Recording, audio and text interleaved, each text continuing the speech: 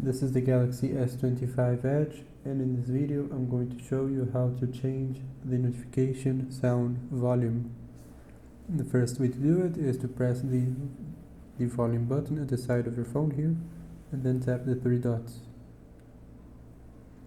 Now all you need to do is make sure that your ringtone is not set to vibrate or mute, so just drag it up like this and you can change the notifications volume here.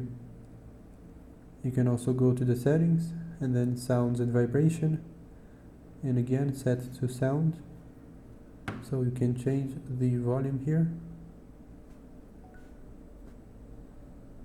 and that's it. Thank you for watching this video. Please leave a like and subscribe.